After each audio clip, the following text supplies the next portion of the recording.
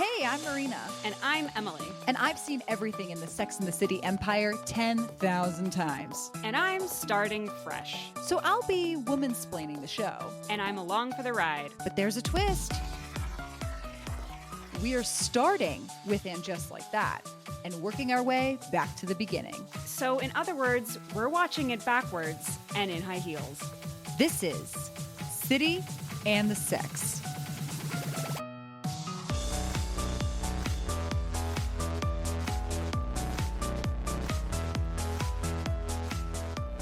Welcome back. It's And Just Like That, Season 3, Episode 7. We're officially more than halfway through. And yet we're still circling the same problems we started the season with. Lord Jesus Christ. Has this season been 50 episodes, or is this just one long episode and I haven't noticed? Because I do feel like we're still on the premiere. Yeah, I agree. I think I'll just say my one word for this episode was, am I having fun? Oh, it's because there's no Aiden. Ooh, there it is. First watch through, I was like, there were some lines in here. There were some moments in here where I was like, wait a minute, is this good and fun? And then I was like, I'm having a lot of fun. And then on the second viewing, when I was watching it again, and then it became a little more miserable, I'll admit it.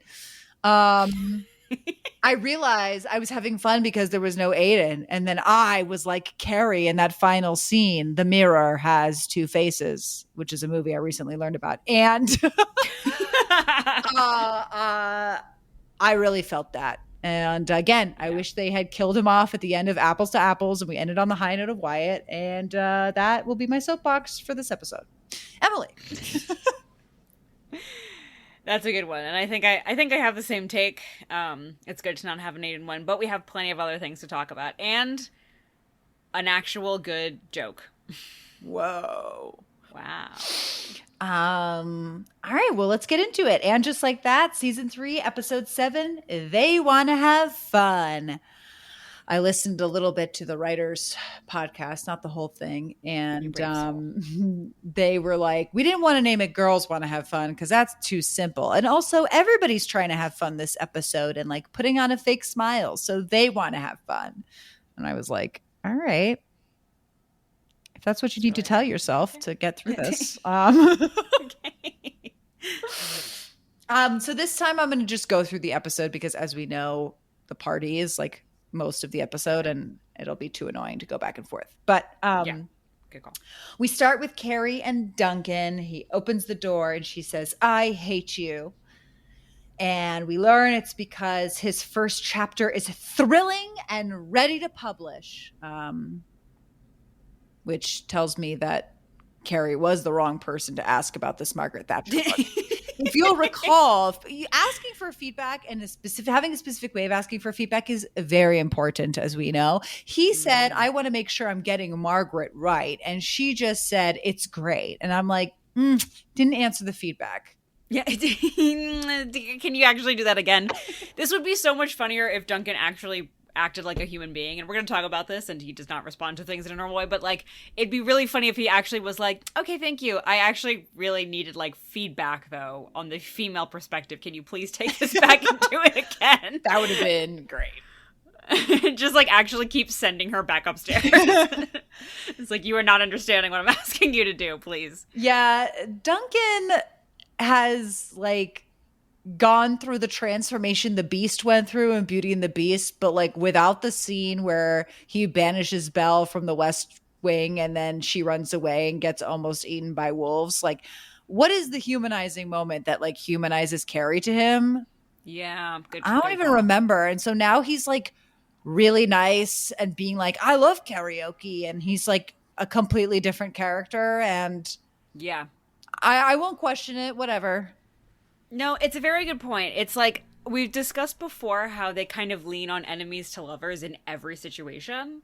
Or even friends have to start out as enemies, right? In some way. Like, even if it's like Miranda and Naya start off on bad terms and then they become friends. It's like that's kind of their only dynamic, is like these two unlikely people at odds somehow find a connection, is how sort of like everyone is introduced in this show. And like The problem with that is that when it's time for them to be friends, or then it's time for them to be lovers, we like forget how we're supposed to get there, which is the original appeal of enemies to lovers to begin with. So you have things like Duncan, who is like, oh, it's time to be friends with him now. I guess he just has to be nice. You know what I mean? Like, nothing has actually changed about their relationship, or what, like, to your point, I haven't seen anything very endearing about him. We've just like seen that they get dinner together sometimes now, but his character is now like, he's nice. Yeah, she saved him from the fire. Okay. But I mean, all right. So he's not still an antisocial grouch that like hates noise and other people? Yeah, and doesn't share chapters with other people? I don't get it. No, he's just a nice guy. His whole personality has to change because it's time to be friends. Yeah. I wish better for him. I do. I wish better for this actor. I think we've said that about every actor in this show, and I will continue to say that about every actor in this show. Yes. I do feel protective of Duncan. I'm like, you don't deserve this. Because he's hot. Yeah, he is. He's hot, and he is kind of like charming. I liked him when he was a grouch too. It's just the chemistry with Sarah Jessica is dead. Yeah, it's really not right. Anyway, she hands over her first chapter of her book. We'll get to that later. Okay. Pen in that. And then we get a jump cut to Lily screaming. And I literally just want to say, was it not 2 episodes ago where we were like, oh, at least she's not screaming anymore? I literally had to text you. I literally had to break our vow of silence because when we watch the episodes, we do not talk to each other about the episodes at all before we come on the pod. And I literally had to break the vow of silence and text Emily like, wow. And we're back to screaming, aren't we? It happened. It literally... just after we discussed this. We're back to the screaming. I can't. And of course, it's over Diego. Shocker. I'm actually disappointed. I think that they should have had that like Parks and Rec thing where it's just like every time we see him, he's got like another girlfriend also until Charlotte's apartment's like filled with like 7 different girlfriends. And it's like a harem. Yeah. And then the boomers could joke. They're like, wait a minute, isn't this a harem? And actually, isn't it anti-feminist? Like, wouldn't that be fun? No, you need like nuance and like a sense of wit and humor. I mean, remember when the like teaser for the season dropped and the only 2 big like wow moments were Aiden surprises Carrie in the closet and Charlotte wicks in on her kissing Diego and goes, Lily! And they like break apart all embarrassed. And those were the 2 like quote unquote action scenes that we saw for the season's teaser. I just want the audience to know that. Meanwhile, Harry has cancer. Anyway. We should just remind everyone that he has cancer. We see the girls at Hot Fella's Bread and they're all reminiscing about their first high school breakup. Again, it's like there's 2 missed opportunities in this episode for references, which is like, again, they just like reference random stuff sometimes and then they set themselves up for perfect references and then they miss it. So like Carrie's reminiscing about her first high school breakup and she invents some guy. And I'm like, no, you had a whole episode with Duchovny and he went insane and he was at an insane asylum. Yes. Like, yes. Thank bring you. That, Justice. that is a joke. That is a joke. Yes. Thank you. It is, and it's right there. It's like, it's desperate to be made. That is such an easy layup. Oh my God. Justice for David Duchovny. Justice for David Duchovny. Like, the first robbery of this episode. Yeah. Oh, that was a good episode too. And then Anthony comes in. He's nervous about meeting Giuseppe's mom. The other wow of the trailer, which is that Patti LuPone is in the show. And boy, did she not do what I wanted her to do in this episode. Yeah. As I said, Giuseppe is freaking out, trying to get flowers together for her. Why? Comedy ? We get a quick line here from Charlotte where she's like, I can't have my easy one having a breakdown when there's so many things on my plate. I'm like, easy one. Easy one. When has Lily ever been easy, girl? No, I'm not even going to be shocked anymore when the show tries to gaslight us, but I am going to just continue to call it out. Yeah. Easy one, she says in passing. Okay. Especially now that Lily and Rock have just like switched personalities, but whatever. Who's counting? But then we get Patti LuPone and I want you had a reference here that I want you to take center stage for. Okay, please. yes. So, I mean, we did break our vow of silence to talk about Lily, and then we also broke our vow of silence to be like, Patty LuPone, and then I responded, I was like, okay, but is she not giving Hilaria Baldwin in this whole situation? She's, the story that they have given her is that she's from Buffalo, New York, and she's visiting her son, Giuseppe, and so she has an Italian accent, but, like, clearly a bad one, and then her Italian itself, she has like 2 lines of it, and it's like very garbled and not good. And it's like, okay, so if we leaned really hard into Hilaria Baldwin, this would have been my favorite episode of all time. Yes, because that is like hilarious, and also just one of my favorite celebrity scandals of all time. Period. Yes, and then like something ripped from the headlines that's fun. And Anthony has a scene later where he like calls Carrie and he's like, I don't know why she's got so many fancy airs. She's from Buffalo or whatever. And I'm like, yes, lean into it. Instead, they like lean into the therapy thing, which like put a big pin in that for 2 seconds. We'll come back to it, but like, not as fun. No, you had a gift here, which is Patty LuPone pretending in her way to not know how to say cucumber. Do you know what I mean? Right. Like, she has a line, I can't remember if it's in this scene or later one, where she's like, it is, oh no, it's when she's talking about like older people looking for younger partners. Yes. And she's like, oh, it's how you say tragic? And I was like, you even had the fucking cucumber of the like, you know, como se dice cucumber or whatever. Like, ridiculous. Just lean into that of how hilarious it is of like, you're from Buffalo. You're from Western New York. You follow the Bills. You know what I mean? Like, just really like hammer that home because that's hilarious. It's funnier to me because Hilaria Baldwin's hilarious, but it's also funnier to me to have Patty LuPone play some random woman from Western New York. Yes. Do you know what I mean? Like, not an actual sort of, I am this well-traveled and well-versed psychologist here to it. It's like, no, just be a random lady from Western Buffalo. Right. Who's like putting on this like Italian air, which by the way, like will be who I am in my 40s. Like that's the turn I'm gonna make is I'm gonna do a full Hilaria turn. Yeah. And I mean I already have the name, so I don't have to change it from Hillary. And you know, just pretend like I was always in Italy and that's just been my life. You're gonna imitate your parents one day and you're gonna put on the accent and then you're gonna find that for some reason it doesn't go away. Never like it take just it gets off. stuck in you're like, this is permanent. My boyfriend suggested that, you know how you can like train AI to do your voice and then it'll like talk as you? Mm-hmm. He was like, you should do it in your accent as your parents so we can have an AI that like does your parents' accent, but in my voice, which I think, by the way, is genius. Like, you know, he's not known for bits, but like fantastic bit. Congratulations. And then I was like, you can just have like a talking thing that's doing your bit basically constantly. So basically like invented a puppet that's doing my bit for me. Okay. And I was like, I can't do that though, because you have to say like 500 phrases. And I was like, by the end of that, it will be me. Yeah. I won't be able to undo it. I won't be able to go back. I am Hilaria DiMarzo. I mean, again, I just fully agree. She should have leaned into that aspect. I think that would have been funnier. Instead, she's leaning into the therapy thing, which, like, as we said, her Italian is bad. Mine isn't great either. Like, I'm rocks at glass houses, whatever, but like, not great. I honestly expected better from Patty. Got to be real. And there are no Italian therapists.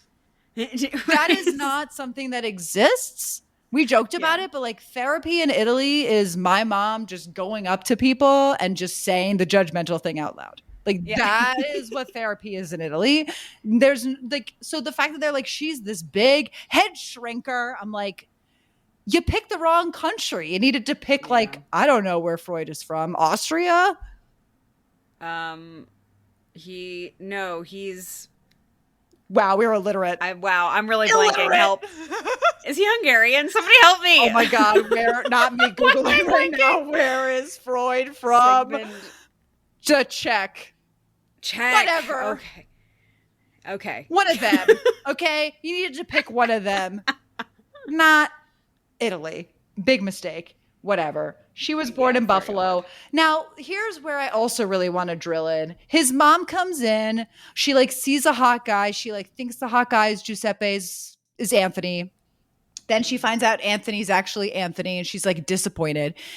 And like before all this happens, she like walks up to the table of the girls, which is like, I think it's Charlotte, Miranda, and Carrie. And she's just like, oh, like I'm Giuseppe's mom. And they go, oh. And then Carrie says, oh, we love your son. And she goes, well, I love all of you for loving him. And then they like cut back and forth between Carrie and Patti LuPone several times, but like Carrie doesn't say anything or do anything. And then later when she's like, well, we really hit it off. She invited me to a one-on-one lunch. I rewound to this scene to be like, what was it that they hit off on? Because guess what? Good for you. It's nothing. It's nothing. They forgot to do the actual writing part. And so completely off screen, they somehow hit it off here. Boo. Like, would it have killed them to have one interaction with Carrie Bradshaw and Patti LuPone and have some fun with it? Just for the sake of having a good guest star, and then that also sets up we really hit it off. No. It's so easy too. It's like, oh, you're here to find our friend who's in love, and I write about love, and I counsel people about love. Something. No, I guess it's all just inferred in the bad editing. And then Patty finds, whatever, Anthony trips and then farts in front of her and then has bronzer on his neck. And she's like, you have a makeup on your neck. It's not even that bad. She's like, you have makeup on neck. I'm like, anyway. It's so silly. They're not friends. Things go bad. Womp womp. Yeah. Carrie's walking with Miranda, and she suggests that they should throw a birthday party for Charlotte to, make her feel better since she has a lot on her plate, which is like the second time Miranda's heard that. And so basically Miranda's like, well, what's going on? And Carrie's like, oh, nothing. I thought this scene was very Carrie, where she's like, me, nothing. Excusez-moi. Yeah. And then Miranda's like, is Harry sick? And then she's like, the dog has incurable dog cancer. Which, great. Yeah, this was weirdly in character. Yep. For her to keep this secret for all of one episode. Yeah, I'm a vault. You can tell me any thought, big or small. Immediately throws it up. That's actually why Charlotte started crying in the CVS when she saw Carrie walking through. She's like, it's out now. And now everyone's going to know. And now everybody's going to know. To go back to that conversation that I do need to point out, Miranda is like, why don't we have it at my apartment? I've been meaning to have people come over and see the new apartment. It'll be so nice. And Carrie just shuts that down and goes, I think it should be a bigger party. I think we should do it at my place. Now the second, microaggression at Miranda being poor. Which is just, mean now. And also it's, so rude. This is not my thought because I saw it on TikTok, but somebody pointed out, so your friend quits her job to work at Human Rights Campaign to do something good in the world. And all you can do from your millions of millions that you got from your ex-husband who is dead is just shit on her and constantly point out that she's too poor to do things. Thank you. And I saw this and I was like, yeah, that is a darkness. That is a darkness. That is a, say it together, 1, 2, 3, sinister. Yep. 100%. 100%. Sinister. That is so well put. Thank you so much. Because it's not just to be nasty to her friends. Carrie's always nasty to her friends, whatever. But there is this extra layer to it that is very particular to And Just Like That, and how And Just Like That seems to deal with people who can't afford things. And we're going to get into this when we talk about Seema. But everything we've talked about with all of the seasons and the weird sort of flightiness they have about money and whatever. And just remember, Carrie is filthy rich because of Big's money, because of her dead husband. This is all happening because of him. They have this house, this castle that she lives in because of Big's money. And she is not going to share it with her friends because she gets upset when they eat her yogurt. And she's not going to let them have their own space and feel good about their own space and their own life choices because she's got the big house and she wants to show it off. May he lie in state. my president. Because guess what? At the end of the day, the only positive thing she has in her life is because of him. I said it. I fucking said it. They're gonna come for us. Every episode, I am looking for the out of focus picture frame that is his face, and it is sinister and dark that he is just gone. And there is a line in this episode that I am going to go on a 20-minute rant about when we get there. Oh, yeah. I know what it is. To him. And I swear to God, I didn't think I was going to be this girl, and Chris Noth should stay canceled, but like, where's the justice? Where is the picture? Where's the picture? We're starting the hashtag, and I'm not even on social media anymore. Hashtag, where's Big? Where's Big? Where's Big, Carrie? This show has done a lot of evil, capital E things, right?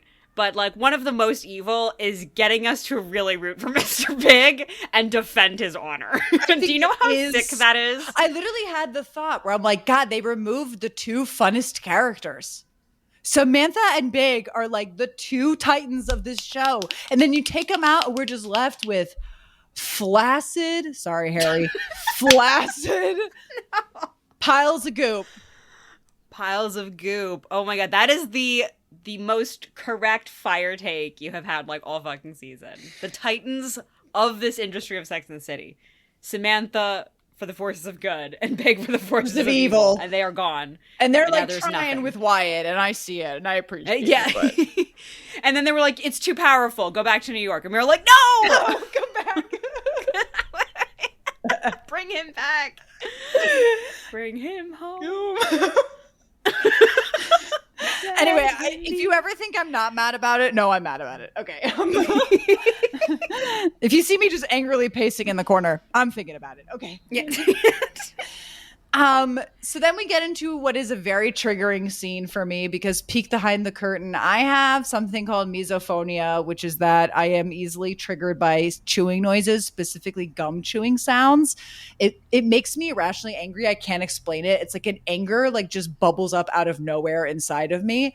And so when this scene started with the lash tech chewing the gum, which I do not get lashes done, but I do get my eyebrows threaded, and I've had plenty of encounters exactly like this where they are snapping the gum in my face as they are crouched on my face. I close my eyes the whole scene. So wow. Seema gets her lashes done at a Lattes and Lashes place because I guess she's poor now. Yeah, she's with the pores. Again, it's like so condescending because like so much criticism has been levied at the show because of the weird richness and out of touchness. And you know that the writers are making her poor to be like, see, we can show all the experiences. And it's like, this is so condescending that like, first of all, that you think that this would be a reasonable reason to be poor. You know what I mean? It's not like she found out she was like involved in a Ponzi scheme and lost all her money. Right. It's like, inexplicably, you've just decided that she's poor. Like, right. She should be rich, but whatever. And then second of all, why do you have to always describe her as, like, a miserable, like, oh, I had to take the PATH train and it's so hot and, oh, the lashes are poisoning my thing and, cabs are expensive, too. Like, that's not even a poor person. You know, it's just, like, the whole, portrayal of Seema as like down on her luck poor now, I feel is so condescending that it actually makes me more angry than just having them be out of touch and rich. Yeah, it's like there is a version of Trading Spaces here that's like funny. Do you know what I mean? Where it's like she doesn't know how an MTA card works, and they're like, "Girl, there's Omni now." You know what I mean? Right. Like, or she's stuck in a New York of the 90s, which was the last time she was like at this level, you know, and like stuff and like that. Doesn't know how to do it anymore. Yeah, right. Like totally. That definitely. But yeah, it's sort of the what is it? It's like the humoristic context in which she lives is a little faulty. Like the game of, is it that she's old? Is it that she's been rich for so long? Like what, you know what I mean? Like it gets a little lost in the sauce. Cause like there is that whole bit that they keep coming back to, which is like, why don't you just get an Uber? The game is, I think that's a good way to put it, is the game is very confused because she's so poor that she has to go to Lashes and Lattes, but also later to cover up the eye, she's going to cut up a Louis Vuitton bag to make an eye patch. Right. So clearly, like, it's not actually that dire. You know what I mean? Like the things that she's choosing to do, low budge, basically, let's call, don't really make sense. So I also don't feel like the joke is landing. Also, she got zero severance from the other place. She's a partner. I just don't understand how this even happened. They still have to buy you out. Yeah. Even if you're a small stakes person. Anyway, whatever. I honestly name was on the door. Don't want to be your tax accountant. Okay. So Miranda invites Joy to meet the friends, and she tells Joy about the dog cancer, and that's all we need to know. Carrie and Anthony, as I said, he calls Carrie to kind of talk about the mom. We learn that the mom has invited Carrie to lunch. Again, I get it. You want them to have this one-on-one scene for some, we'll get to it, messed reason. But like, we could have come up with a better reason. We could have come up with 10 million better reasons. It actually doesn't make any sense. But Anthony asks her to put in a good word for him. And of course, in a very Carrie fashion, she's like, you want me to pimp you out? Yes. Good job. Carrie, very Carrie this episode, I gotta say. Not a lot of Carissa. I wonder why. No, wait, didn't. Okay. So Carrie's out with Patty, and we get our first sort of deranged thing of this whole episode, which is Patty basically explains that she was 21 when she met Giuseppe's father. He was almost 50, and they fell in love, and she never wanted any other man. And Carrie's response is, wow, that's magical. I'm sorry. We are in a post-Me Too world. A 30-year age gap between a rugrat from Buffalo and a 50-year-old disgusting Italian man, I can say that, is not magical. It's not magical. I'm sorry. Even like Patty even has the line that's like, for Roma, not so much. I'm like, yeah, because they're fucked perverts. Again, I can say that. They are fucked perverts. You got with Roman Polanski. That's basically what you're saying. Pun intended. Pun intended. I was like, okay, all right. The delivery man from the table, like the DHL delivery man, is like, that's so romantic, like at the door. Oh, she literally was just like, and I wanted no other man. I'm like, and that sounds like manipulation. Like, that sounds like a capital G grooming. Right. And then later when she gets mad at Anthony for being old and being with Giuseppe, basically, right? It's like, not to shrink so that's all not of magical? You, but right, exactly. I was like, not to go all shrink on your ass, but it sounds a little like projection. It sounds like you're actually not so happy with how things turned it out here. Let's talk about it. And then all of this is just so that they can talk about stepchildren. And I hate to say it, but I don't believe Carrie is in a relationship with Aiden. Yeah. I'm still on the train where I'm like, but you broke up with him at the end of that one episode. And then last episode, you sort of made it clear you were going to sleep with other people. Probably not. Maybe not. I don't know. Like, girl, I'm not thinking about it. She calls him boyfriend. And then she acts like the stepkids are her kids. I'm like, you're not Bob. You're not Bob. Justice for Bob. The last thing I want to be doing, again, watching the show, is being like, justice for, and then insert male character here. But unfortunately, that is where we keep We're 2 for 2 on it today. And then Patty drops maybe the second most deranged part of this whole sequence, which is she's like, his teen children loathed me. Wonder why. And so I completely left doing art and threw myself into Freudian theory just to work out their psyche. And I'm like, that is what a 21-year-old person would do, because their psyche is pretty obvious. Their dad married a child. That's why they're fucking pissed. It has nothing to do with you as a person. And then she gives Carrie the advice, like, don't be the person you think they want you to be, because at least if they reject you, like, you're being yourself. And I'm like, you were a child. You were a baby. You were like 10 years older than these children. If that, right? If that. Like, oh my God, what a nightmare. Thank you for breaking down why this scene is like so deeply upsetting and why the Carrie Aiden, like doing a comparison with that is so icky. I will say at least this is the first episode where I have felt more confident that the show is steering us toward a breakup. Because in the last few, it's been ambiguous enough that I'm very confused. I'll see things that are clearly leading to a breakup, and then the end of the scene will be them being like, anyway, here are the keys to my apartment. Right. Anyway, let's go have sex now. You know, it's like I'm kind of confused where we are. I feel like this is the first episode where I do feel like we're maybe planting the seeds toward a breakup. But I know better than to really expect that because the show, again, is a gaslighting, manipulative shit. I don't trust. So I can't let myself trust that. I will not have peace and calm until I see this happen. I'm just mad it's going to take all season. It is. It's going to take all season, and the finale is going to be a breakup and her moving back into the old apartment because Lizette is going to go off and marry that random guy that showed up in the bar. Yeah. That's the finale. And then they're going to be like, wow, isn't that great? This journey went on. And, and then she's going to put up a framed picture of Mr.Big, and then we're going to fucking throw up. I will scream a scream that has not been scrumped ever before.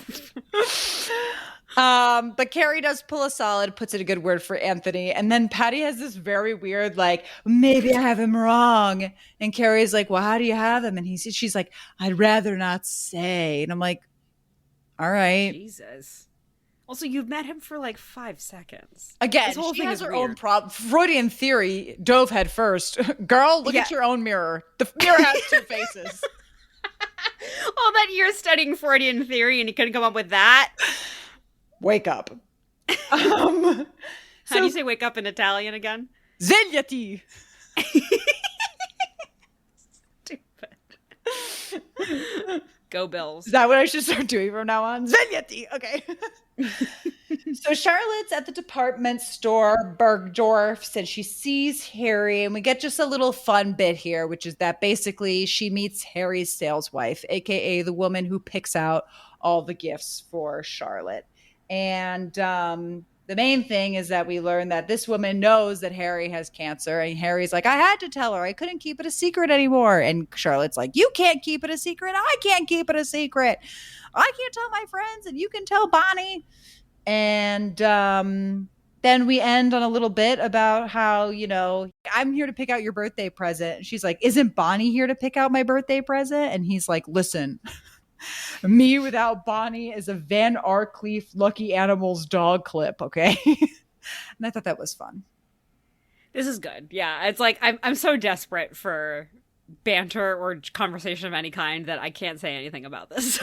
And the Bonnie lady is not a bitchy salesperson, so I love that. Isn't that amazing? It breathes life Our into first. this stale bread of a show. So Seema comes over to Carrie's with her fucked up eye because obvious reasons. And the hot gardener is there and they allegedly banter. The show is telling me it's banter. I'm sort of lukewarm. I don't know about that. It's like you turn on the subtitles and it just says in parentheses, banter. Yeah. It's like she keeps like hounding him about how he hasn't finished the garden yet, but like it actually comes across like kind of mean and sort of like get back to work as opposed to like, when are you going to finish that garden and finish me, you know? Yeah, it is not like the sort of combative flirting that I think they're going for. Speaking as a person who that was the only way I flirted with anyone in college is to like fight them. Well, that's this the was game, not it. you know, that's the game. That's the game. That was my game. Was it successful? We'll talk about that later. So Carrie invites them both to the party. Then we get this weird moment where he's like, you have an eyelash. And then he's like, blow and make a wish. And again, she's like, I wish you'd finished Carrie's garden. I'm like, okay. And then he like blows it away. And then Carrie's like, what's going on here? And she's like, I'm too busy building a fake company to build a fake relationship. And I was like, so you admit it? That you're flirting with him. It's funny that Carrie has this interaction with Seema versus what's going to happen later. And Miranda's like, ooh, you guys looked cozy. Because I do think it's funny that, like, Carrie was being very flirty with the guy. And here, I don't actually see anything flirty happening. I just see hostility. Yep. And Carrie's like, ooh, romantic. Hilarious. If you say so. Sure. So then we cut to Carrie in a onesie. Okay. And this we got to talk this out now. I think this is the time to talk it out, which is Carrie's abysmal decor over the course of this program. Here we go. Being just like that. She basically tried to Big's funeral this joyful, fun celebration for Charlotte by making it just stale, white void with 3 flowers in a cup. That was her planned decor, okay? Yes. I scrolled back and looked through the decor. I just want to say, Marina is not exaggerating. I just want to be super clear. You're not just, I scrolled back to look through and we're like, haha, funny bit. I just want to be super clear.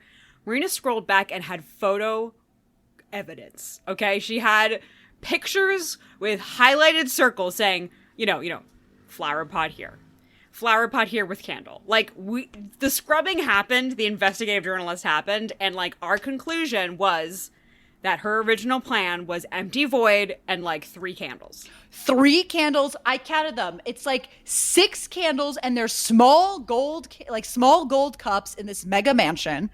Then there's sort of one big piece of flower on the mantelpiece of the fireplace. And then there's just cups with 3 flowers in them, like 4 of them around the apartment. And then the main table where like the food spread is has like 2 little tiny lampshades, which again, in the scale of this mega mansion that they've built, is too tiny. Is ridiculous. And it is strange considering the overhead lights are on full blast the entire evening. Yes. Well, that is strange that they look like they're in a hospital operating room. But I was thinking about it and I realized it's because they have to have the good lighting. Like all this, I realized, and just like that is constantly filmed. Like they have died and gone to heaven. And it's because they're blasting all their faces with like incredibly bright, soft lighting to help people look, a little better, which I back and hold no shame over, But that's why we get scenes like this, which is a nighttime cozy party that is lit like a high school gymnasium. It's like a high school gymnasium. Exactly. I mean, your point is correct also that like this is a show-wide thing, that everyone is bright and soft or whatever. It's jarring here because it's like this is an evening party in a house. So it is jarring when you walk in, you're like, oh, we're in the cafeteria. You know what I mean? But like, you're right that is the show's overall look, is to just blast them. Blast them with the fucking light. And again, I'm not mad. I get it. Sarah Jessica, can I say also, side note, looks fantastic this episode. I loved her hair. Her hair is the best part of the whole episode. Her dress has cat faces all over it. Good. Fantastic. Everybody's looking great. Bitsy's fucking glowing. So, like, I get it. But also, maybe you need to hire a better tech lightist who can, like, do sort of more specific face lighting as opposed to, like, nope, we're just turning on the stadium lights in here. Yeah, right, exactly. Like, you can do, like, funky key lights and whatever to, like, I mean, if you were to light something in a movie or TV, like, you should know how to do this. They've, like, made the conscious decision to just blast the whole room rather than like, we're gonna light these faces. It's not like we were watching Sex and the City squinting being like, I can't see them in the bar, it's too dark. It's like they were lit properly, it's totally possible. It's just here it's like, nope, turn on the floodgates, and then it's like just blasting their faces. And then this crazy lighting makes the tiny decor even like more so painful funny. Because you're like, no one's seeing any of this decor. So anyway, when Miranda comes in and she's like, I've got the fun, and she brings the big pink balloons, I'm like, thank God. Yeah. Like, Carrie throws a whole little hissy fit here, and I'm like, the agenda to make every event a Big's funeral stops now. Yeah, we have to draw the line. You cannot do this anymore. And this is the second time you have me defending this man this episode. You cannot do this to everybody. Charlotte is still alive. You can't tell people what to do. Pink is her favorite. She comes in a pink fucking ball gown. She comes in a pink ball happy gown. Birthday crown. Like, what do you think she wants? Yeah, thank you. Also, you like saw the they Vitzva that like Charlotte threw. She loves these sort of lavish, fun things. Like, who are you in this empty, blank home with like hors d'oeuvres? As if it's What like, is your need to put your agenda on other people? Probably how because you're dare not you? fucking writing anymore. Oh my God. god, get her ass. Get Oh, her ass. God. Am I in Whew, therapy she's now? just sweating, yeah. But yeah, to your thank God for Miranda. Can we give her a round of applause for waltzing in the door with all those balloons, even though she's so poor? And is like, I brought these from Charlotte. Pink is her favorite color. God bless Miranda. God bless you, girl. We are all backing you up. Nobody's We're backing backing- Carrie in this dry ass, stale ass, Wonder Bread fucking house. I can't. This empty haunted house. Empty haunted house with the spirit of Big that no one will acknowledge. No one will acknowledge. I've decided the Big is in the cat. Literally in this moment right now, it just came to me. I'm like, the cat is Mr. Big. Okay, all done. Right. So she brings pink balloons and she brings karaoke. And of course, Carrie hates that because she hates fun. This is well established now. She's back in her Carissa bag.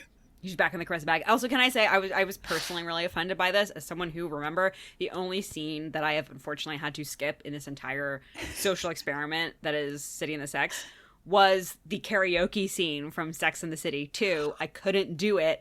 And now she has the nerve to sit here and be like, oh, I don't like karaoke. It's not cool. You I was going to bring it up when Miranda tries to peer pressure all of them to karaoke and they all turn away. And I'm like, where was the reference that was like, come on, guys, it'll be just like when we were in Abu Dhabi. Abu Dhabi! I would have fucking died. I would have laughed out loud. Yeah. Instead, she was like the good old days. And I'm like, what good old days? When you were in the Emirates. Come on. Say it. Say it with your full chest. It's like the good Emirate days. Come on.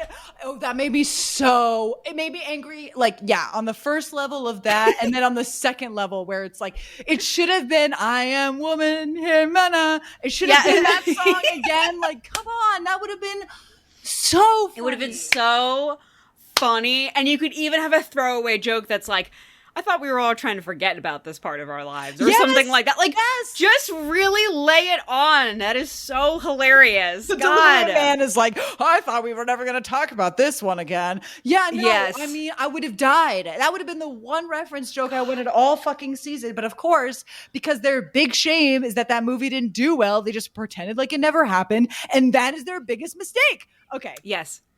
No, so that's my biggest cry. That's my biggest crime of this whole episode. Is that we had that? I was gonna bring it up at the right time, but you beat me to it because we are what? The same person. Okay. So Carrie goes to notify Duncan and he's like, I just finished your chapter. It's brilliant. We'll get to it later. I promise. Okay. You have to keep telling me to like, it's like I'm a dog that is like too excited to go on a walk and you have to keep being like, sit down. The woman wondered what she'd gotten to herself into. What a great opening line. We'll talk about it later. Okay. She basically is like, I could pay for your hotel, or you could just come to the party. And I'm like, he should have taken the hotel. And then he's like, I love karaoke. And again, it's like, I would have loved to see him sing karaoke. That would have been so fun. Instead, he gets to the party and he's like, oh no, you're right. It's not for my ears. I'm like, boo. Why white that? Boo. Why is it? Boo. Why do we eat again with the like, you made him nice for no reason. So it's already weird for him to be like, what? I love karaoke. Like that is a plot twist. And Carrie actually says, plot twist. And then later he decides, actually, I'm not into this. No, commit. Don't make him say it and then not do it. That is such a lame back out. That is so annoying and stupid. I hate this kind of writing. It is so annoying. It's just like, oh, in this scene, we're going to decide that he hates karaoke now because we don't actually want this character to karaoke. But in this other scene, we're going to pretend he loves karaoke because we want him to come to the party. Like, this is the worst kind of writing and it drives me crazy. I hate it. Also, I'm sorry, you cannot bring a karaoke machine into the episode where Patti LuPone is your guest star and Chris Jackson is in the recurring cast. You have Broadway legends in this house and you do not give them the microphone. What is the point of this? Well, the one woman who gives the gift, the ballerina who gives the gift, did win the Tony last year. So that was the person that they settled on to sing the big Broadway song.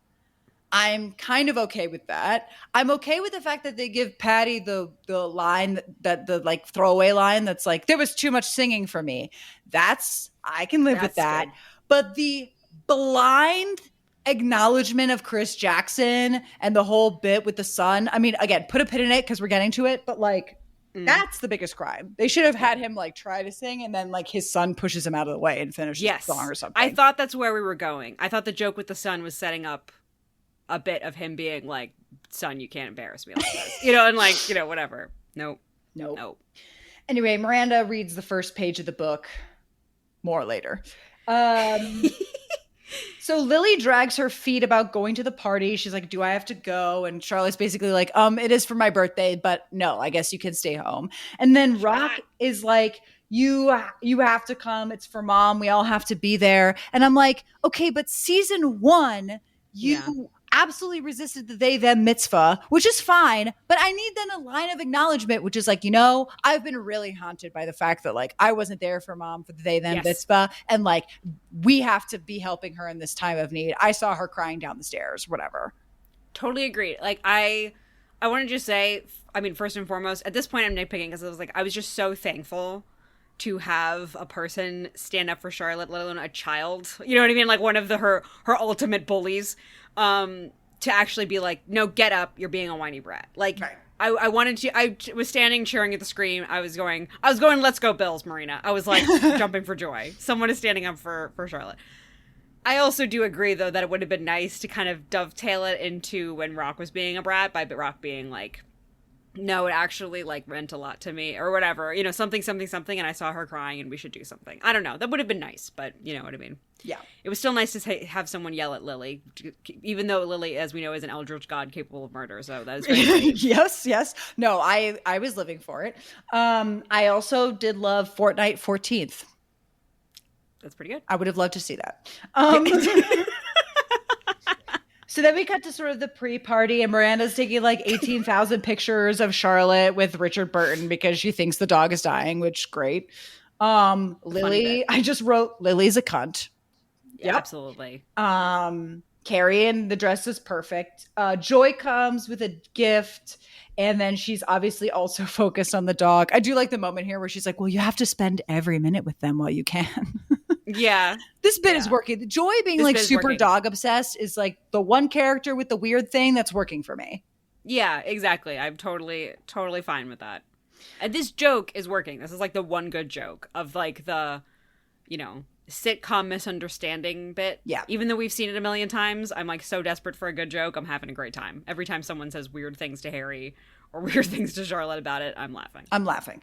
LTW comes and brings her son, who immediately is like, is that a karaoke machine? And then we like hard cut to him singing I Dreamed a Dream from Les Mis. I mean, I was kind of laughing, I gotta say. I was laughing. It was funny. I thought it was funny. I thought the smash foot cut was funny. I thought then Miranda's like sort of horrified face was funny. Also because this is what happens at karaoke.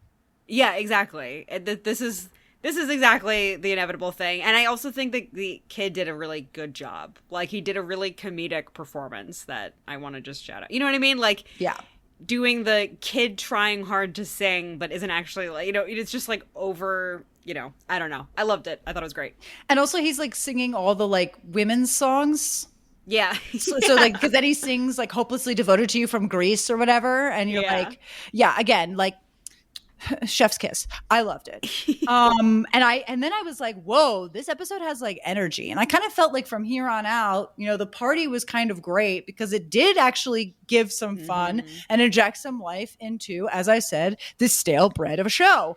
I do think you make a good point that Ada not being in it is a huge factor. I would argue that them being in the same room is a factor because like these people never interact with each other anymore. They have maybe one scene at Hot Fellas where there's like 3 lines that are exchanged, but otherwise like they don't really get things like this where it's like it's a night out on the town and they all go bar hopping and then Carrie ends up arrested because she smokes pot on the street. Like there aren't adventures anymore, so it was nice to have them all like in a space together. Right, you're right. If they do go on an adventure, it's like 2 of them as opposed to like the whole group or whatever. So 1000%.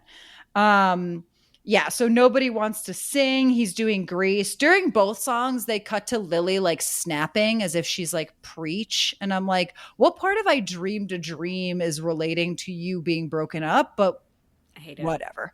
That part almost killed it for me, but let it live. Then Bitsy comes. We learn her trainer's moving to Portugal. I'm like, details I didn't need to know, but now I know.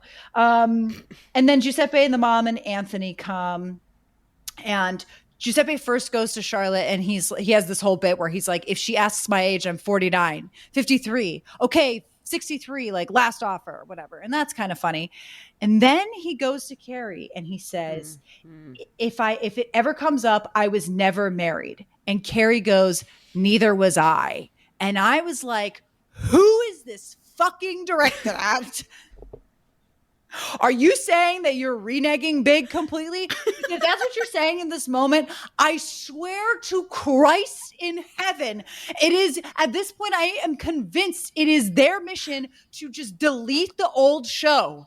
And I hate to tell you, that's the best product you have besides the comeback. That's the best product you have.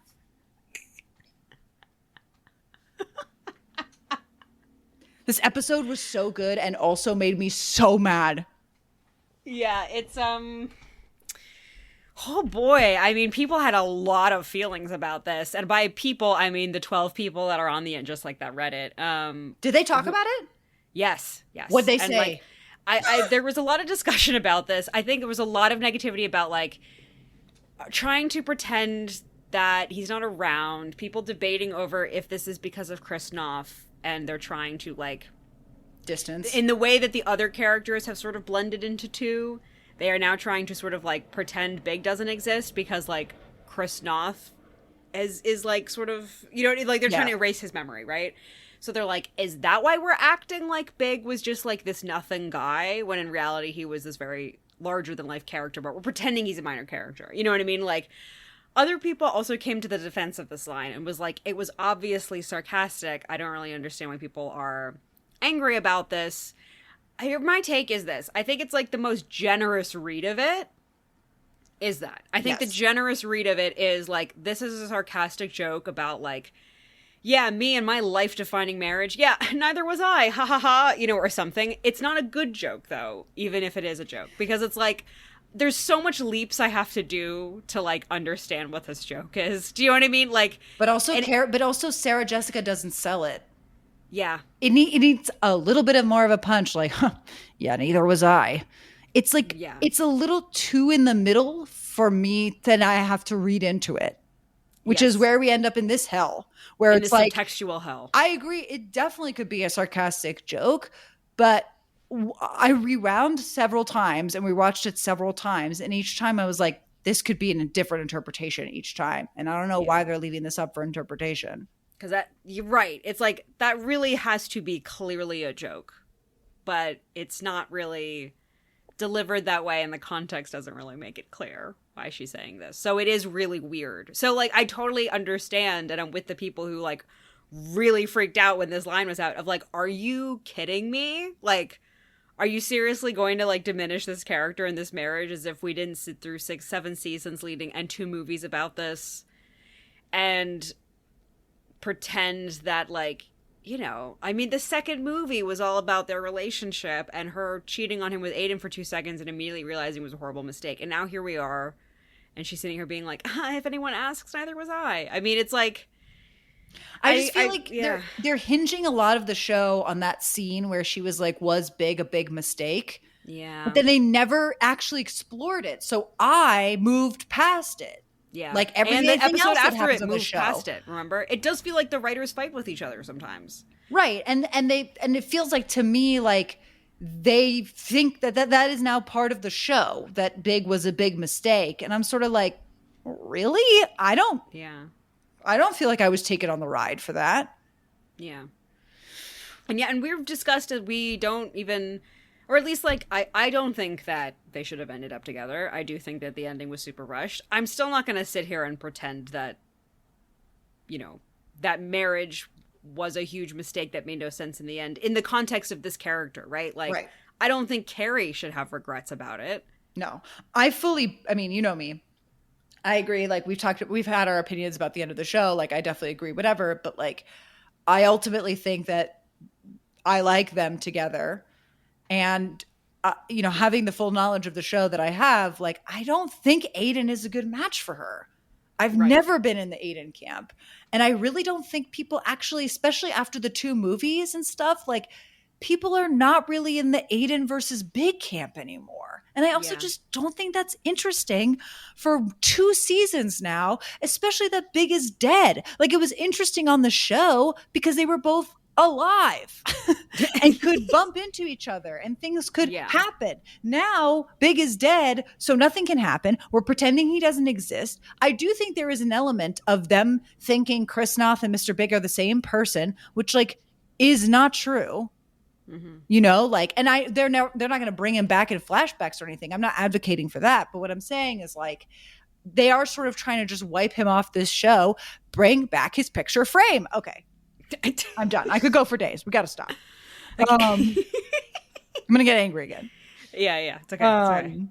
Bitsy's into Giuseppe. I think this is a running gag because her husband was gay, as you'll remember. So I think she's just like into the gays. Gay men. Yeah. Okay. Love it. Miranda then tries to pressure the girls. We talked about this.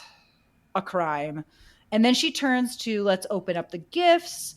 And then the 3 gallerinas have this whole bit about a candle. I thought it was cute. I like that the gallerinas were there. I thought their whole little bit was fun. I thought it was nice it was there. I think there's sort of like Gen Z like awkwardness of the like, did you get a gift? I don't get a gift for anyone that buys. Like, I actually thought that was funny and like relatable versus like the weird Gen Z shit that comes out of their mouths all the time. You know what I mean? Like, they're usually used as a weird boomer caricature. And I was like, no, this is actually very relatable and real for them to be like, I don't get gifts for people who own in New York. Hilarious. And then it was actually kind of sweet that one of them was like, your gift is a song, you know, like I was like, oh, that's actually nice.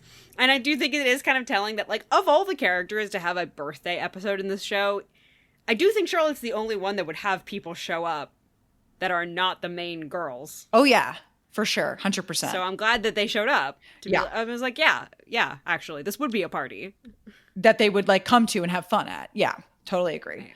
I love all their stuff this episode. Seema comes in the Louis Vuitton eye patch that we mentioned, and the gardener's there, dressed perfectly in character. That guy, the like that raggedy ass shirt that they found for him, and those like baggy pleated pants. I was like, I'm obsessed with this man. And now things get a little flirty because I feel like they gave him the note that was like, now you're going to be outwardly flirty, because he goes up there and he's like, you're going to make me walk the plank, Captain. And I'm like, this man is trying. She is stiff as a board, but he is trying. And I can see it in his eyes. Yeah. I don't say I'll enjoy it, but it was flirting now. Yeah, I could qualify it as flirting. Duncan comes, and this really makes me laugh. He shows up to the back kitchen to come into the party to then ask Carrie to take a break in the back kitchen where he just came from. Like, they're in the main room for all of 2 seconds, and then he's like, actually, can I talk to you? And then they go back to where they were. I sort of was like, I think they like had this, they wanted to keep this bantery scene here between them where Miranda's being like, okay, whose gift is next? And then Carrie gets real harsh here, being like, well, this party is just involved in some kid's birthday party baby shower thing. And then he's like, well, do you want to, so nasty. And then he's like, do you want to go to the back terrace? And she's like, oh, I thought you were asking because you wanted to jump off. And I was like, this is not a bad party. People are having fun. She's opening gifts. Everybody's having a good time. Like, shut the fuck up. What were we all supposed to do? Just stand around and have small talk? And eat cheese? Like, I do, you know, in a weird way, I'm not going to give the writers credit because, as we know, they never do anything good on purpose and they don't know what's going on. But, like, I actually enjoy that there is a through line where Carrie actually, canonically, is a boring person. Yeah. Do you know what I mean? Like, she's the worst party planner. She makes it she's so obsessed with things being chic that it's like empty and lifeless. And she thinks that that's like capital F fashion for some reason because she's boring. Right. She gets the most boring looking table and she's like, oh, I feel so strongly about it. It's really boring in your boring empty house. Like, I do actually love this. And then the party gets fun despite her. Yes. Like, Miranda brings the decorations and the karaoke. The friends brought the gifts despite Charlotte saying no. And now everyone is sitting around having a good time, despite Carrie's best effort. And she's sitting there nasty and bitter about it and is like, oh, what is this kid's party? This is so unchic. Oh, I'm going to go kill myself. And it's like, in a weird way, I do like that this is canon now. Is that Carrie is like really deeply boring, and anytime something fun happens, she's like, ugh, disgusting. How dare they? I'm gonna go drink rat poison. Ugh. Shut up. I don't know. It's like, again, like, what are we supposed to do? Just stand around and small talk? Like, Jesus. Yeah. Anyway. Yeah. She plans everything like it's a PTA meeting. Yeah, God, just sucking the life out of everything. But then in my canon, Duncan is trying to actually maybe distract her from the part, like pull her away because she's sucking all the energy out of the room. Oh, for sure. Yeah, he does say something that's like, I don't even remember what he says here. He's just kind of like, okay, well, let's just go. It's just like, God. But he takes her to the back and they talk about her first chapter because he is just so moved at how brilliant and gripping it is. He says, and the period motif? And I really had to sit there and say, is setting your book in period a motif? Yeah, thank you. I literally was like, I actually don't think that's how you use that word, and that's wrong. That is very wrong. I was like, unless this is a really crazy surrealist book where she's actually doing an autobiography, and then each chapter is like a different period of history. But we know she's it's doing only something super fun and experimental. Sure. A date she loves to say. 1846 period motif. I mean, everything about it is like astonishing. And then he's like the woman, which just will always make me laugh and did make me laugh. Yes, he says the woman is full of life and so real, and yet she doesn't have a name. And yet it's like he's telling Carrie she's alive because Carrie is the woman, which Miranda will point out and yet will be wrong about. Okay, yeah, sure. I'll believe it when I see it. Right, exactly. I what could this book have possibly been other than like reading a 7th grader's diary entry pretending to be in the 1800s? You know, it's like, it's just saying the woman did this, the woman did that, the woman felt this, the woman went over here. And he's like, wow, she's such a real, flesh out character. And to your point, it's like, it's clearly just Carrie talking about things she does around the house. Right. No, it was somebody on TikTok was hysterical where they were like reading Carrie's book and then they basically just like strung together all the sentences from all the episodes. And like, each one was like, the woman buried into the unknown. The woman picked up her petticoat and turned in for the night. The woman looked across the room into the unknown. And it was like, obviously, you know, one assumes that there is text in between, whatever. But like, there is no way that this book is good. Period motif. And then he's like, it has a modern sensibility. And it's like, again, it's like all supposed to be this veiled metaphor for like Carrie's alive, but she's dead when she's with Aiden. And I'm like, is that what's making her throw shitty parties? Because I would believe that. Maybe if we had a sense of themes in this play.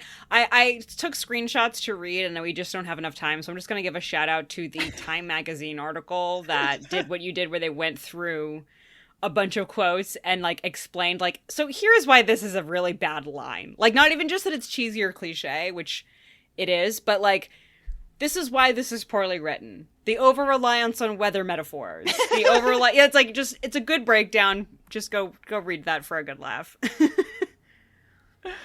Yeah, no. So he must be the worst author of all time. That's okay. And that's okay.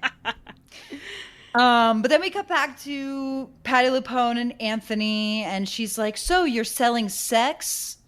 And he's like, well, I'm selling bread. And she's like, well, with sex. And he's like, well, it's just like fun. And she's like, so sex is fun to you in a way that is like supposed to be kind of sinister. And I'm like, is sex not supposed to be fun? Like, I don't know, like whatever. And then she's like, she's like, you're nervous. And he's like, of course I'm nervous. I want you to like me. And she's like, interesting. Like, what is the game here? Yeah, I'm not getting anything. She's a therapist. Like, I think it's supposed to be the journalism thing of like, you're supposed to wait 2 paces before when somebody finishes answering a question, like make them nervous to make them keep talking.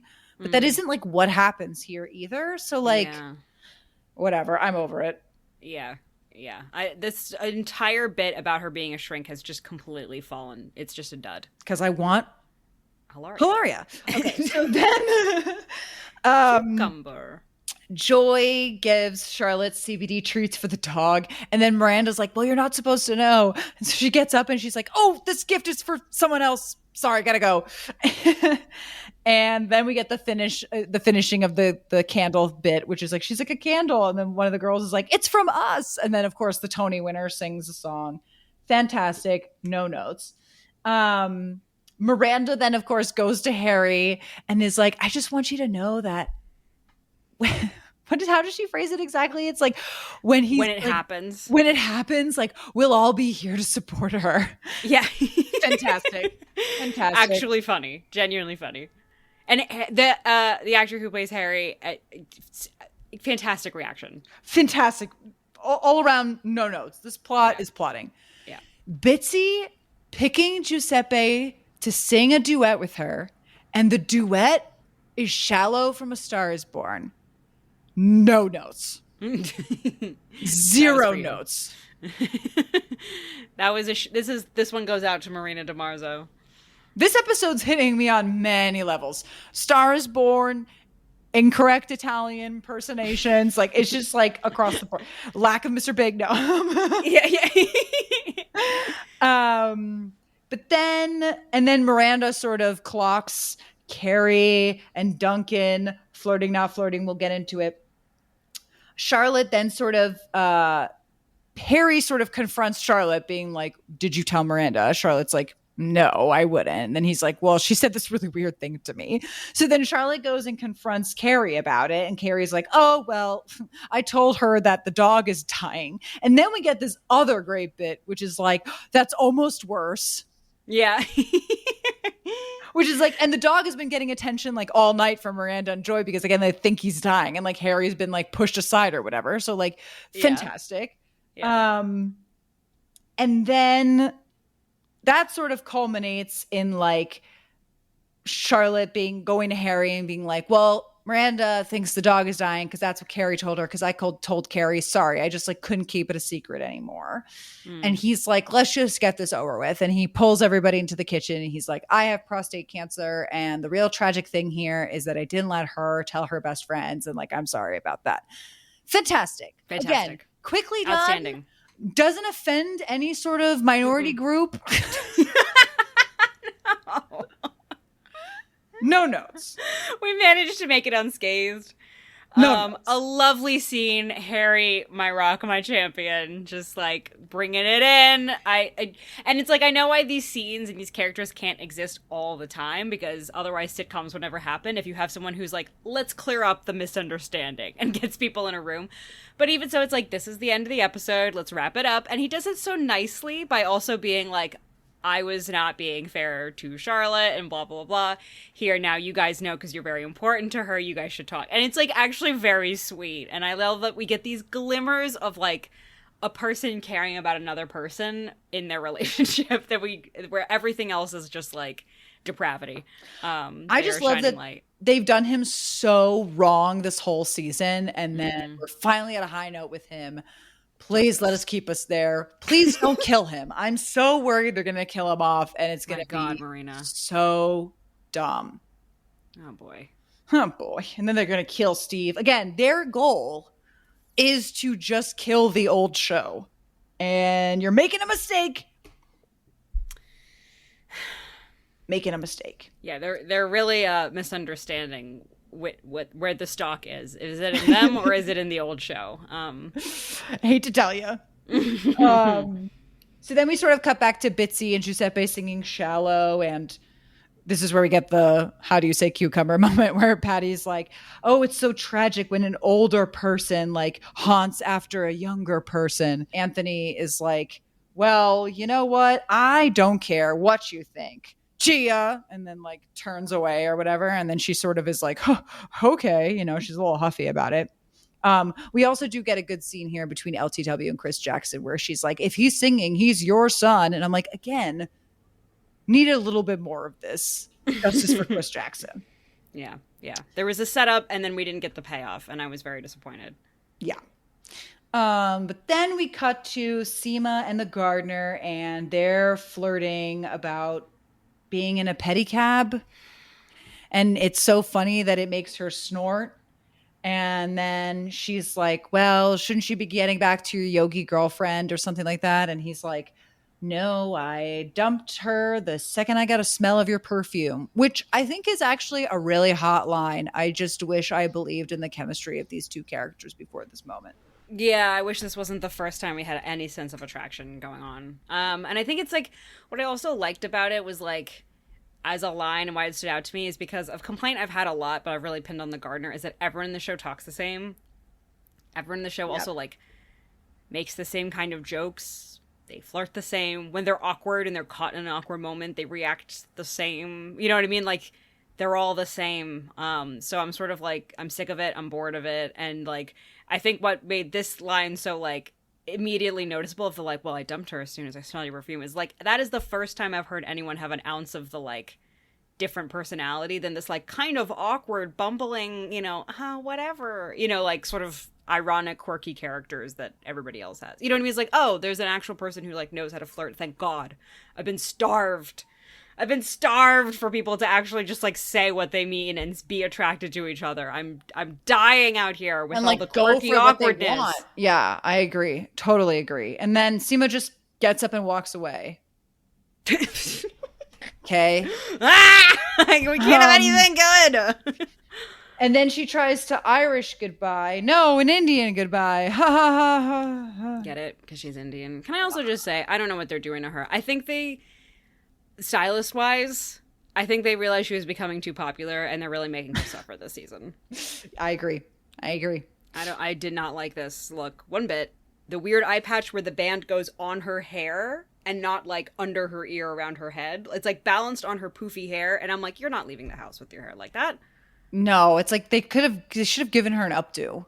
Should have like melted into the updo. I think that would have looked a bit more chic, but whatever. No, I do think that they were like, again, they're just all their investments are wrong. They're like, no, LTW as the character that we all want to be. And I'm like, she's crazy.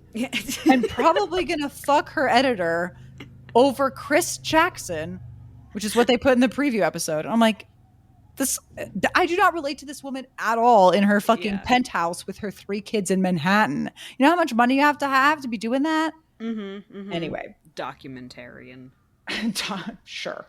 But then as Seema's trying to escape, he takes over the karaoke machine and he sings Betty Davis' I instead of eyes. Get it? Because she only has one. 2 things here. 1, he should have sung What You Say.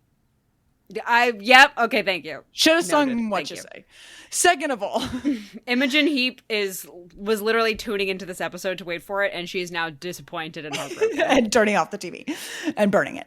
Sewing machine.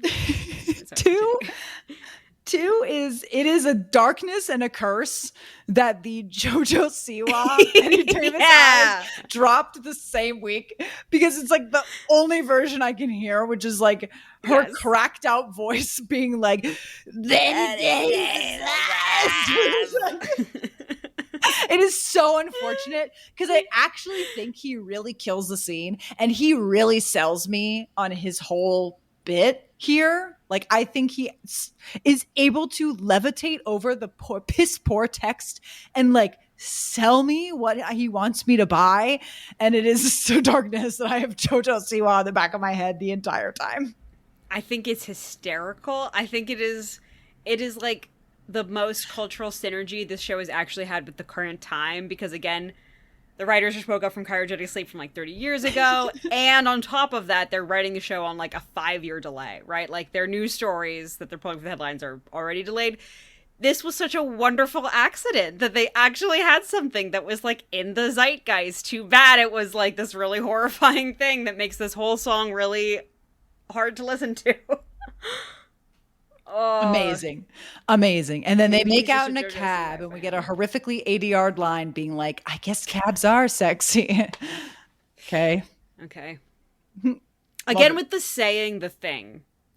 Instead of we can't just like ever have peace, Marina. We can't just We like can't watch see a them TV making show. out. And then, first of all, they should have been making out in a pedicab because that's what he was talking about. And that would be funnier because that's even more random than like a cab. Well, she was complaining about cabs before, which I thought was odd, and then realized it was because they're setting this up. And she's like complaining about not having a driver, and he's like, so trains? No. Buses? No. Cabs? And she's like, ugh, definitely not. There's nothing sexy about a cab. I was like, that's a weird random line. Oh, it's because they were setting up this. Okay, well. All right. And then we find out that I guess Patty's in for another episode because she's like, I want to stay one more week with my son. And the crowd goes mild. Yeah, it was just, I literally had the thought where I was like, well, are they going to put the Hilaria bit in the next episode? Yeah, I hope so. Just waiting. I hope that's what we're building up to, since she can only have therapist character trait here. Yeah, exactly. And the next episode is going to be this thing. Or she just drops the Italian thing completely and never speaks of it again. Oh, I would love that. Fantastic. And then we get to the big climactic fight here between Carrie and Miranda. Here we Which go. are always the best scenes, always the big fights between them. I respect that they always put one in every season and that it is good. It's a good point. That's a very good point. So basically they're like sort of party debriefing and Miranda's like, oh, you have to keep the karaoke machine in your fucking mansion. And Carrie's like, ugh, that tacky, disgusting thing. You're like, shut up. Anyway. Evil woman. Evil woman. So they're like debriefing about the party or whatever. And then Miranda sort of builds to like, oh, and you and Duncan seem to be having fun. And then Carrie makes a full 180 hard turn, cloppity clop stop. And she's like, what are you saying? Which, like, again, the tone that Miranda said it in was a completely fine tone, but whatever. No. Absolutely not a hint of judgment. She was doing like the fun, like, like we're kikiing after the party thing. And then Miranda makes a surprisingly correct turn to be like, oh, wait, you're upset? Oh, I'm confused. I just was saying you seem to be having fun. And then Carrie like turns on the Terminator and is like, I'm in a relationship. Which I do not believe that. Again, I'm like, say it again, honey. And then Miranda steps in it deeper, being like, well, it was nice to see you having fun. She's like, I don't have fun. Girl, look at the 3 flowers in a cup that you planned for this party. That says exactly how much fun you were planning to have. You wanted to kill yourself because too many people were laughing in your empty house. And opening gifts. Wake up. Svegliati. And then Miranda does take sort of a misstep here because she's like, well, it's like you're just working so hard with Aiden. And then Carrie's like, well, I guess I am. And then Miranda's like, well, because, Joy and I, and Carrie, of course, is like, well, how long have you even been together? And she's like, a month. And she's like, right. Well, Aiden and I are over 20 years in. All right, can we stop and talk about this line? I know we don't have like all the time to unpack how atrociously absurd this is, but say it one more time. Aiden and I. Aiden and I are over 20 years in. That's the line. Over 20 years in. The audacity, Marina. He owns this house from wherever the hell he is in the astral plane where he belongs. He paid for your house, your fuck house with Aiden, which he does not give to you. He doesn't fuck you in. He paid for it with his money.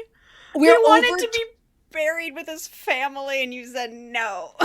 We're over 20 years in, including the 10 whatever plus years I was happily married to another man where, I did kiss him once. And then never spoke of him or looked at him ever again. And he went to have a wife and children, multiple children. I with guess his that all wife. counts though now. It's sort of like, when your friend introduces somebody and they're like, well, we've been best friends for 5 years. And you're like, I've never seen this person. Yeah. I don't know who you're talking about. But sure, girl, you go off and do that. Like, I would actually respect it more, or like, how do I put this nicely? I'm not going to put it nicely. I would take the relationship more seriously if you came in and you were like, yeah, no, I mean, we didn't really like talk forever, but we just, I reached out and I don't know, we hit it off recently. And just sort of paint it as like, we just hit it off a few weeks ago. Then just be like, oh, we've been best friends for 10 years or whatever, or 20 years or whatever it is. Yeah, we've been in each other's lives. Yeah, this is my best friend, don't you know? I'd be like, honey, just pretend that this is like a one-night stand that you met last week. And you do not have to sell me the story. And this makes it so much worse. This makes it so much worse. And what drives me crazy is it's a slight adjustment, right? Yeah. Which is like, we've been in each other's lives Yes. for 20 years. Yes. That is correct. That is not sending me down a spiral where this show is trying to control, alt, delete one of its major characters. One of its major characters. Yeah. That it has repeatedly told us is the, capital T, the love of her life. And that she can have two loves of her lives, but like, whatever. But he is the first. And up until he died, he was the one. The only. It was him. We brought Aiden back for 10 seconds just to kiss him and realize how much we don't want to be with him and his children and his wife. Like, I'm going to go back to my life and live a nice, happy 10 years with my husband. Awful. 20 years we're going on now. And I'm glad that it seems to me that the Sex and the City community pointed that this line was awful. Yeah. So we are all in unison singing in one. We kumbaya. We really are just like holding each other's hands across the globe. Like, we are the world. Like, justice for Mr. Big. I just can't believe it. We're 20 years now. I can't believe that Miranda didn't just laugh in her face. I would have been like, girl, wake up. And then she's like, I'm allowed to laugh and sip scotch. And Miranda's like, that's literally what I said. It's like, you need to relax. I'm not your op. Like, I'm literally backing you in that. I was actually saying that was really fun to watch you do that, and I was giggling about it. Right. And then she's like, well, what are you really saying? And then Miranda's like, the woman didn't know what she'd gotten herself into. It's in your book. And then Carrie is offended that the book, which she says with such fucking diction, where she's like, it's fiction set in 1846. Girl, do you hear yourself? Do you hear yourself? It's a period motif.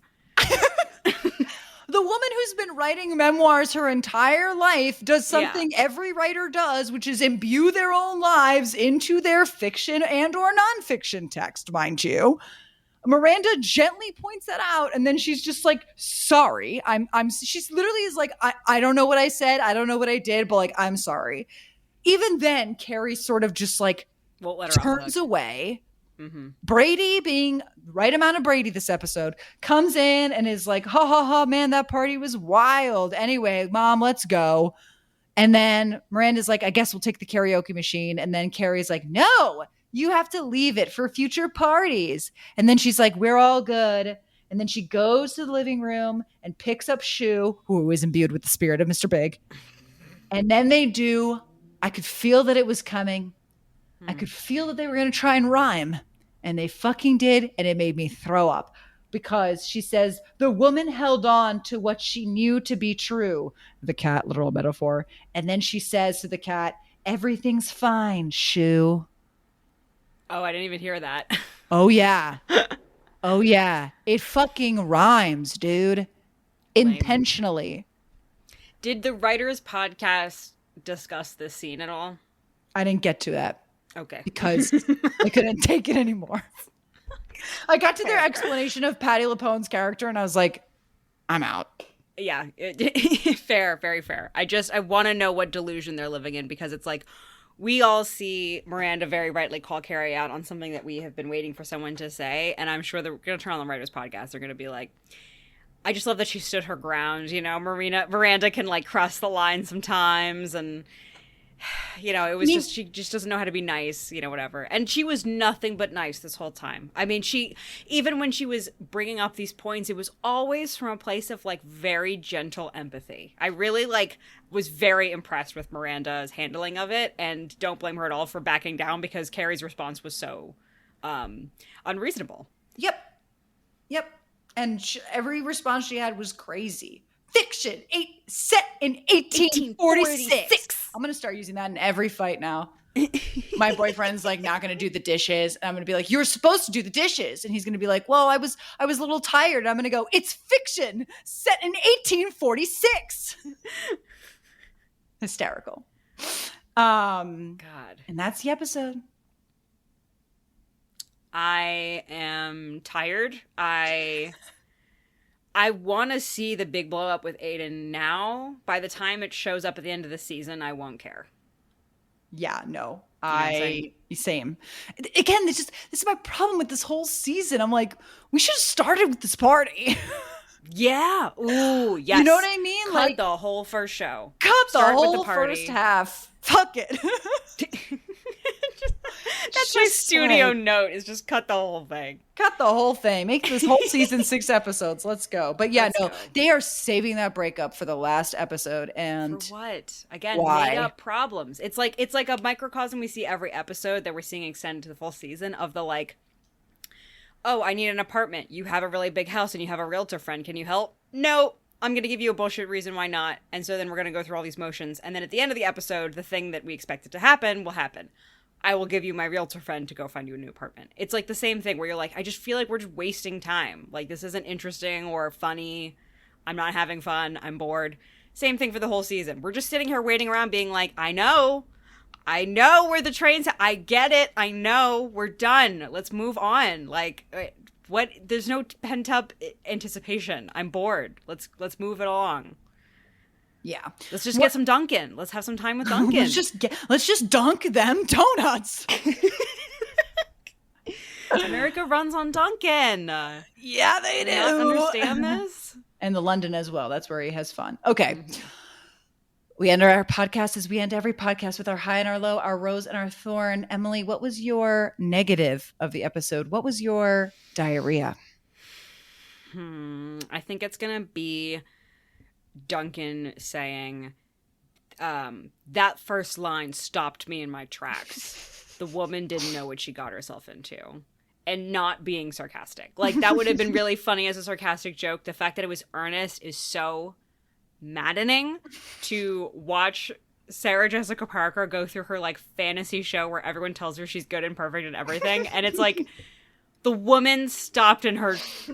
didn't know what is it? The woman didn't know what she got herself into. Is like maybe a hop, skip, and a jump away from like, it was a dark and stormy night. And he was like, marvelous. I was stunned. It was just infuriating. I couldn't. That's my vomit of this episode. My vomit of the episode is that they could have referenced Abu Dhabi in maybe the best way possible and fucking didn't. Thank you. Jail. Thank you. Jail. This reminds me of the Emirates. Oh, God. Never forget the Emirates. Which was in Morocco. Okay. I'm still there. I'm still there. What was your high of the episode? What was your release the Kraken? Her friend singing to her, Charlotte's friend singing to her at the party was a great high. It was just the only moment where I was having fun and also the characters were having fun. For me, it's going to be Sarah Jessica's hair in the party scene. Oh, okay. I was mesmerized by it. I could not stop looking at it. It was too good for this earth. Anybody who's willing to give me that hair, you're a member of my family. Congratulations. Welcome to the DiMarzo. Welcome to the DiMarzo clan, where we're really Italian. Okay. Well, this has been another installment. People, we've got 5 episodes left. Let's count them down. We're almost there. Racking it up through this sweaty, sweaty summer. But if you need something to cool off, you need something to relax from, we suggest you go over to our YouTube at Sister Pigs. Make sure when you search, you put the at in there. If you just type Sister Pigs, you will just get a bunch of weird videos of pigs. And you're going to be like, what is this porn? It's not that. It's at Sister Pigs, all together, one word, no underscore, nothing. And you'll get to see us play as the original girls that we know and love. Baldur's Gate, so much fun. So just hop on over there, hop on over back here. Just listen to us 24/7 until it's just the only thing you can reference, and all your friends are like, wait, what's that from? And then you're like, oh, haha, nothing. I gotta go. And then you trip and you vomit. That's what we all do. As we all know. As we all know. Until next time, bye.